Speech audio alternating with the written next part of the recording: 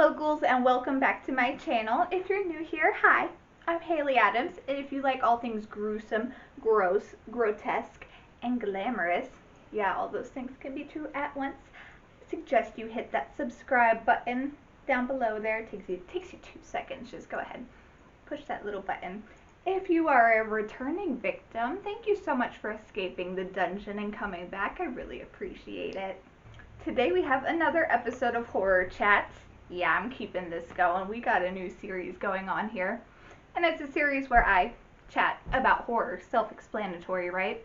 Movies ranging from amazing to ass and anything in between, we're going to talk about it. And today's topic, I believe, in my humble opinion, falls into the amazing category. We are discussing Joel Schumacher's 1987 film, The Lost Boys.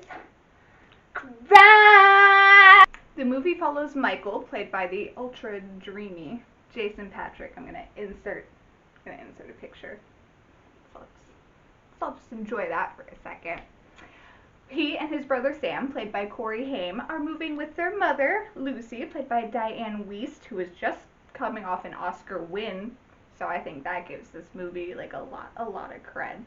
They're moving after her divorce to her father's house, Michael and Sam's grandfather, played by Barnard Hughes. Yeah, it's not Bernard. Anyway, that's his parents' fault, not his fault. In Santa Carla, California, murder capital of the world, where everyone wants to move, right? Now this grandpa, very eccentric man, fanatical about his TV guide, though he doesn't own a TV. For you youngins, a TV guide, this little booklet used to come in the mail, and it would tell you what was on TV that week. Nowadays, we can just Google, hey, what's Frasier streaming on, and then I can go watch Frasier. What a world. Instantly eager to get out of their grandfather's taxidermy-filled house, Michael, Sam, and even their mother head down to the Santa Carla boardwalk, and let me tell you, what I wouldn't give to go to this specific boardwalk in this specific period of time. They got this shirtless guy, completely oiled up, just wailing on the sax for this giant group of people. Looks amazing. Everybody looks like they reek of pot and BO, but it was the 80s. That's what everybody smelled like, right? They have these fun shops. I'm sure there are pina coladas. Just, take me there. This is where Michael lays eyes on Star for the first time, played by Jamie Gertz, and boy is smitten from the get-go, which she's very pretty, I understand. And he ends up, kind of like a creeper, following her through the boardwalk. Not wanting to tag along on his brother's hormone-induced adventures, Sam breaks off and he winds up in this comic book shop, which is where he meets Edgar and Alan Frog, played by Corey Feldman and Jameson Newlander. And this actually marks the first film featuring the two Coreys, which was a very big thing back in the 80s to have Corey Haim and Corey Feldman together, I guess because they were the same age and had the same name, It was the 80s. Things were simpler back then. They ended up doing 9 movies together, and I believe they even had a reality show for a little bit before Corey Haim's death, R.I.P. So anyway, the Frog Brothers try to convince Sam to read a comic book about vampires, claiming that it could save his life. He writes them off as a couple of weirdos, as I think most of us would, and just continues on with his night. Meanwhile, Lucy, their mother, she ends up helping this lost boy, find his mother in a video shop. The store owner, Max, played by Edward Herrmann, yeah, that's Rory Gilmore's very rich grandpa, by the way. He notices this, he immediately likes her, offers her a job, she accepts.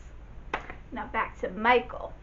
We see him finally catch up with Star just in time to watch her get on the back of a motorcycle that David, played by Kiefer Sutherland, is driving. You guys want to hear a funny little story about Kiefer Sutherland? That's slightly personal to me, but not really. Okay, so a few months ago, convention going on here, right?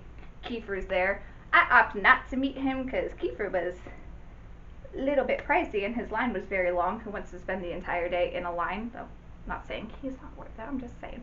So, I'm there. I don't want to go to my job in the evening. Well, my evening job, I have coworkers who are working that night, and this starts in a hotel. So, who does my coworker message us that she just met? freaking Kiefer Sutherland. She just meets him. He wanders into this hotel. Very nice man, by the way. Took a picture with her for free.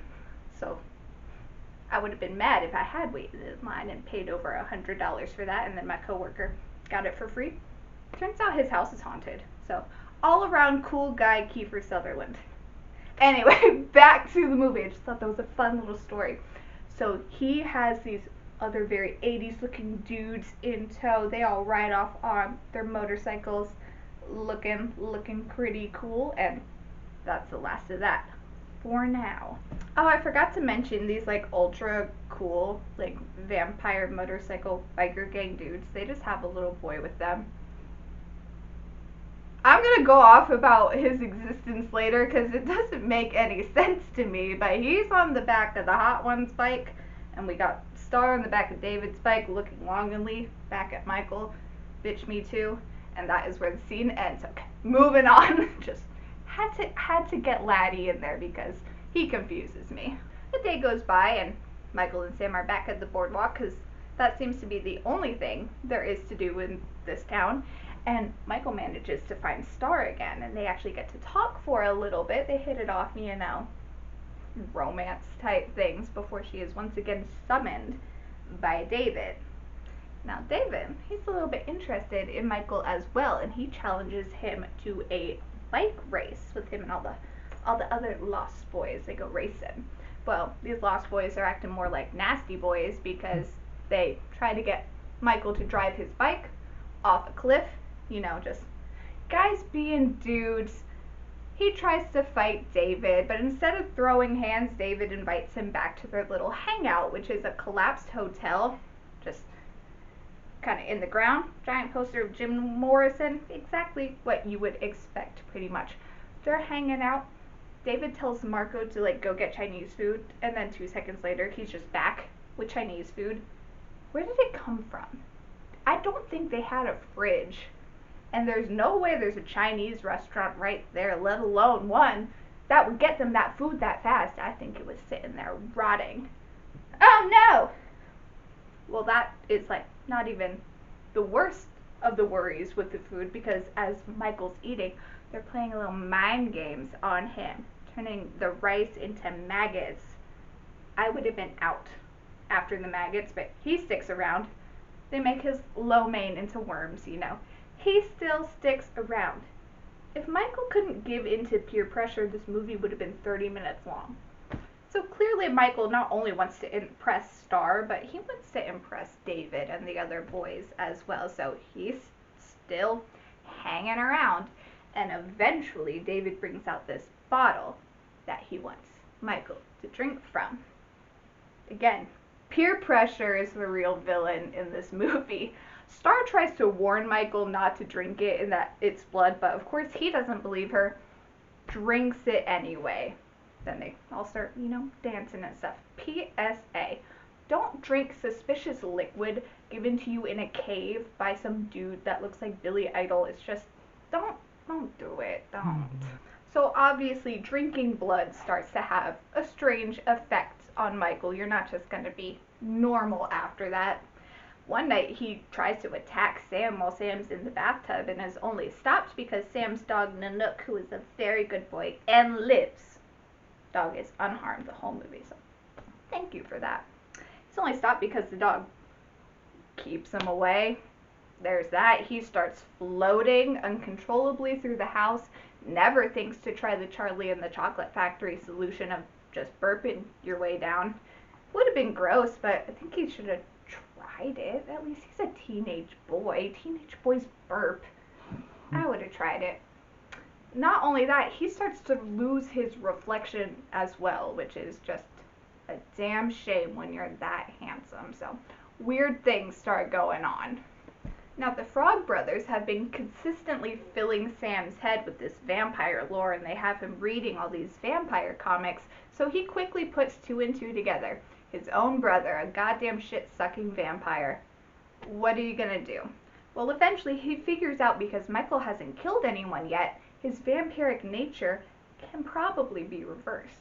So Sam enlists the Frog Brothers' help to figure out a way to reverse it. Meanwhile, David and the other Lost Boys are continuously just kind of harassing Michael, wanting him to just join them, join them, join them. You know, just guys being dudes again. It's all straight.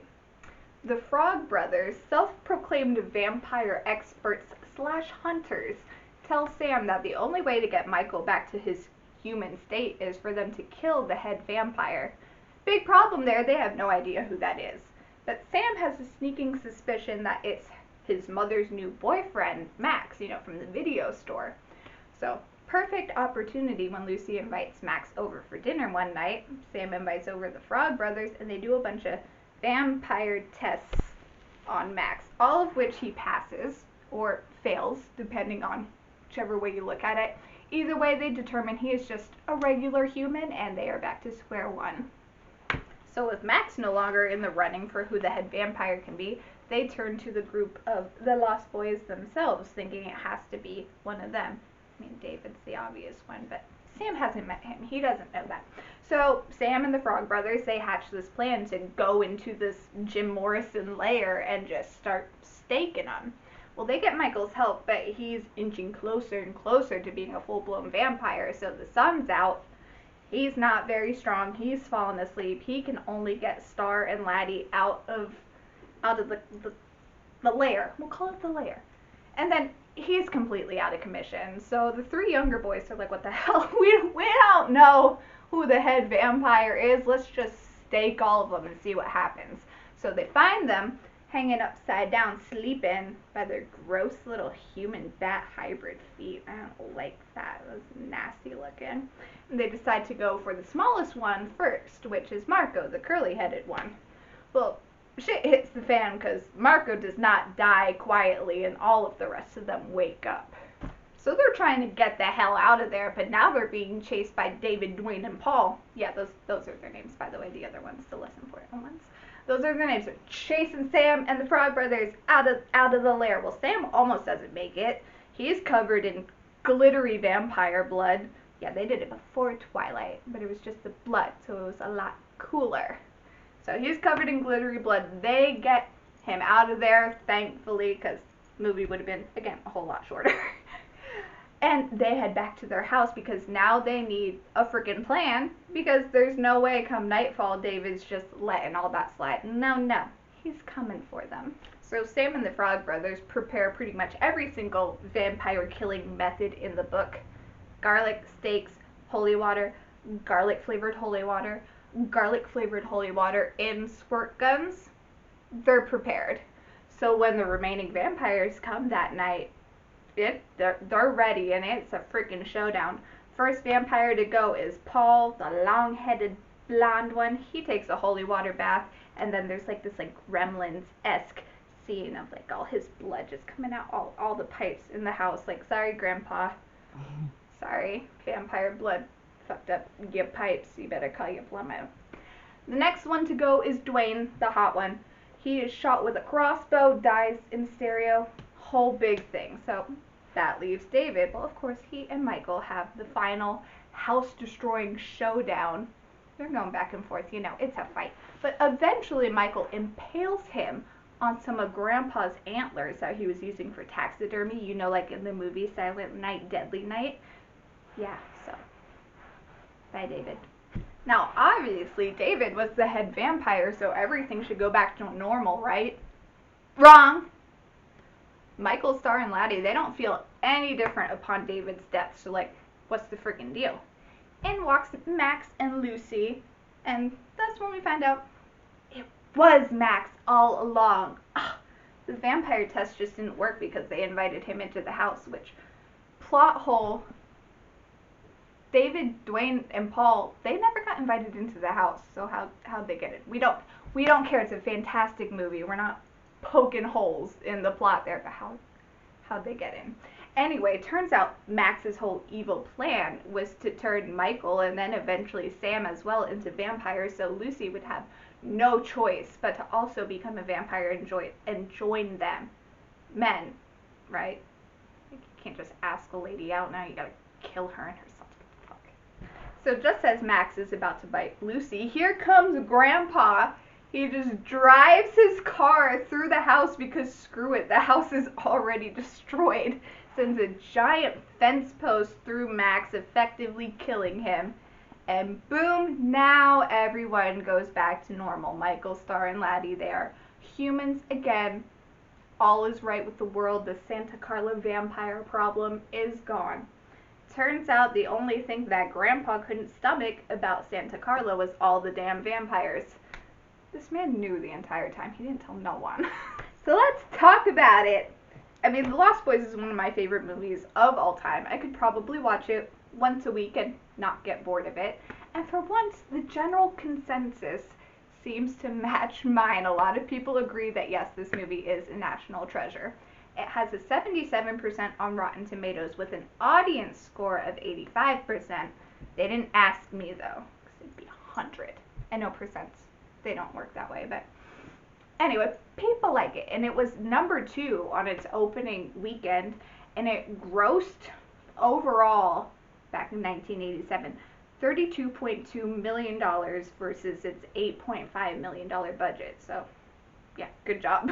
Now, unlike so many awesome 80s movies and just, you know, horror movies in general that have sequels upon sequels upon sequels, a lot of attempts at a sequel for The Lost Boys just straight up failed. While there were a few comic books that came out of this movie and a novelization as well, an official sequel wasn't released direct to video until 2008. Lost Boys The Tribe brings back Corey Feldman as Edgar. Yeah, he's Edgar. Edgar Frog has a quick cameo from Corey Haim as Sam, and it stars Kiefer Sutherland's half-brother, Angus. Didn't know there was an Angus Sutherland. Now you know. Angus plays Shane Powers, see Austin Powers' brother. Nobody's last name is Powers. Shane Powers as the head vampire. I have never seen this movie. I've heard it was awful. That's never stopped me before though, so I probably will watch it at some point. And in 2010 there was a third movie called The Lost Boys, The Thirst, which, yeah, that's what I feel watching the original Lost Boys, so, you know. I have never heard of that movie until this moment, I swear. For years there has been talk of a remake, and there was even like a casting put out that was like they had cast it, and it was not good. I don't think this remake is still happening, and it shouldn't. Don't touch it. Just stop. Think about it. That's a threat. Don't remake it. However, last year in 2023, it wasn't meant. If I could talk, it was announced that there is going to be a Broadway stage version, which my little theater nerd heart is very excited about that. And the crew working on it looks promising. They have a Tony Award winning director tapped with, I have his name written down, so sorry, Michael Arden. Tony Award winning Michael Arden. He is set to direct. Patrick Wilson is producing it. The band The Rescues is writing the music. Now, personally, I think this should have been a jukebox 80s musical type thing. Like, guys, picture a scene with David singing Personal Jesus to Michael and tell me that's not just perfect. Probably won't happen, but if it does, credit me, because it's a genius idea. And also, one of the book writers is David Hornsby, who writes for It's Always Sunny in Philadelphia. You may have seen him on the show as Rickety Cricket, so I think that man's hilarious. So I'm pretty excited about it. I'm hoping it goes the way of Beetlejuice, where it is a great movie to musical adaptation. It adds things, the music's great, it's actually interesting, instead of going the way of Mean Girls, where it's just, this is the movie. We added some songs that are okay. Yeah, I said it. I'm sorry. Sorry, Tina Fey. The Lost Boys, in my opinion, and I think in a lot of other opinions, was a pivotal movie for the vampire genre. With the exception of Fright Night in 1985, pretty much all vampire movies that we had gotten up until that point were like the very classic Dracula type vampire, Dracula type setting, which is amazing, don't get me wrong, I love Dracula. But The Lost Boys is kind of the reason that we now see young, sexy vampires.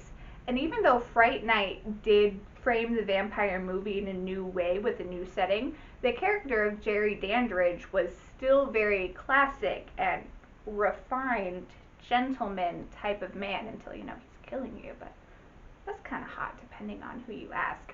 But the Lost Boys really paved the way for the vampire genre kind of as we know it today.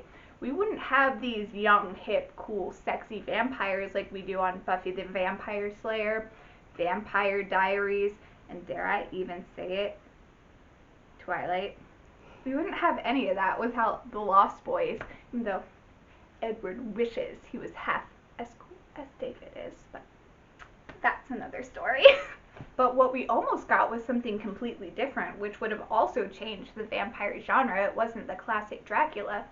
But, of course, the Lost Boys being, Peter Pan. That's what it is very, very loosely based off of. I mean, they looked at Peter Pan flying around, never growing old, and said, that's a vampire.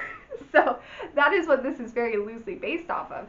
And the first director that they had slated to work on this project was Richard Donner, the director of Goonies. So the original idea was very Goonies-esque. It was going to be geared towards a younger audience with a younger cast. They wanted the Lost Boys to only be around 13 or 14 years old, and they wanted Sam and the Frog Brothers to be around 8. The original idea was to have the Frog Brothers be these little Cub Scouts who were just kind of too big for their britches. And also with this original idea, Star was supposed to be a boy, so of course, because this was the 80s and they were children, there would be no underlying love story, and presumably, guys, I'm having trouble talking today, presumably Laddie wouldn't have even existed at all.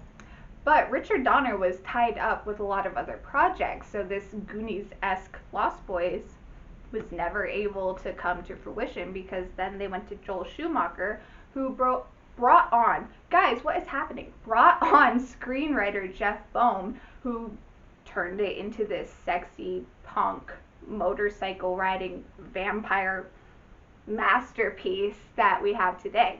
Now, I think that's for the best. I am glad they went in that direction. Not saying I don't like younger geared movies. I think The Goonies is a great movie. I love Goonies-esque movies where children are running around unsupervised doing very, very dangerous things, like It, Stranger Things, all that. It's very funny to me. But it wouldn't have been as genre defining. I'm so sorry. Genre defining as the movie we have today.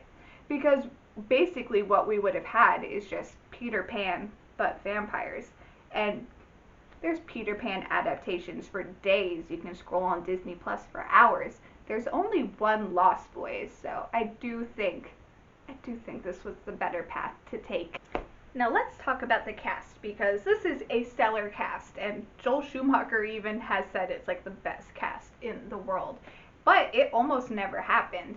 Jason Patric was Schumacher's first choice for Michael, but he turned it down several times before Joel Schumacher sat him down and was like, this is the vision. Do you see my vision? And then he was like, okay, yes, I see your vision. I am on board now. And thanks to Jason Patric being on board, that is the reason we have Jamie Gertz as Star, because originally they wanted a blonde Meg Ryan type to play Star, which, no offense to blonde Meg Ryan types, you guys are great, you have your place. I just cannot picture the character that way. Can you guys? Think about it. It's just not the vibes. It's not the vibes. But production, crew, they were really pushing for this blonde, wafy type person, but Jason Patric was like, no, you're gonna cast my friend, you're gonna cast Jamie, and they did, and it's wonderful. But apparently Kiefer Sutherland and Diane Wiest, they were on board from the get-go, which I guess they know a good movie when they see it. From the killer soundtrack to killer costumes, killer set, killer special effects, makeup, The Lost Boys really sets itself apart from all of these other vampire movies by just making iconic choice after iconic choice after iconic choice. I mean, you say The Lost Boys and everybody probably starts to think of hurrah. Okay, that's all I'm going to sing, so YouTube doesn't take this down and also you don't start booing me. Amazing soundtrack, almost as iconic as the movie itself. The costumes really turned the corner for what vampires had looked like up until this point. As amazing as Dracula is, he wouldn't be caught alive rocking a bleach blonde mullet and a leather duster. That just simply wouldn't happen. Even the special effects vampire makeup, while seen very briefly, really does lay the groundwork for the vamping out faces that we see today. I mean, look at David and then look at Angel from Buffy the Vampire Slayer. Do their faces not look strikingly similar? That is all I'm saying. So they really laid the groundwork for that. Also, fun fact about the special effects, the contacts that the vampires wore they were so painful that those scenes could only be shot like a minute at a time before they had to pull those contacts out. Remember, this was 1987, probably started filming in 86. We have much better contact technology now. But that leads me to believe that tear that David sheds, after Marco's been killed is like a legitimate tear of pain that Kiefer Sutherland may have had, which led to a great acting moment. I would be remiss if I didn't mention the homoerotic undertones of this movie, which I'm only going to touch on briefly because all of this is just fan speculation and fan perception. Nothing's ever been confirmed because, it was the 80s. But a lot of people do read the relationship between David and Michael as somewhat of a romance. I mean, David says Michael's name so many times. Like, that's a little intimate, babes. Michael. Just always whispering, Michael. Just all like, okay. I mean, this is all just speculation, but go on. Speculate. If you check out any fanfiction website, you can't move for the David and Michael smut. Not that I know. Not that I've read it. I haven't. Just saying. It's out there if you were interested. Another point people like to make about this being a very LGBTQ friendly movie is Sam. A lot of people read his character as being gay because of his flamboyant clothing and his posters of Rob Lowe and Molly Ringwald. A lot of people like to say because the Rob Lowe poster is in his closet, it represents Sam's closeted nature. Come on out, Sam. Be you. We love you. It's okay. But that's all I'm going to say about that because this is all based off very weak stereotypes. Straight men can wear colorful clothes. Gay men can wear boring clothes. It's all just speculation, but I'm here for it. Now, I said I would talk about Laddie, so let's talk about Laddie. He don't make no sense. I don't get it. This group of fun-loving, freewheeling, immortal dudes who want just no rules, just want to live their lives. Why did they go, hey, let's get a kid? I get why they brought Star into the mix. They're a bunch of dudes. They want a pretty girl hanging around. Okay, I get that. Why a child? Obviously they care about him, which is good. He seems to like them. They seem to like him. But I need more backstory there. Why? Unless, do we think that Laddie hated his parents and he knew about these vampires and he was be my dads or something? That's all I got. I don't know. We need more backstory on just all of these characters, which is why I'm not for a movie remake, but I am all for a TV show. A TV show could really go in depth. You could get so much backstory on everyone. It could go for seasons and seasons, but it would have to be done correctly, okay? It would have to still be set in the 80s. We would need the vibes to be correct. Okay, you know what, Hollywood, just let me do it. Just let me do it. Give me $100 million. I'll take care of it. We good? I'll call my people. I'm on it. If you couldn't tell, I hate this movie. Just kidding. I love this movie so much. I love the nostalgic feel it has. It makes me miss the 80s. I was not alive in the 80s, but it makes me miss the 80s. I just think everything about it's great. The cast, the story, costume, soundtrack, just all of it. And I also really love what it did for the vampire genre. And think about it, without the Lost Boys, we would have never had that scene in the What We Do in the Shadows movie where they have their human victims over dinner and they're feeding them just like cold spaghetti out of a can. And Deacon looks at the one, he goes, "You like biscotti? You are eating worms."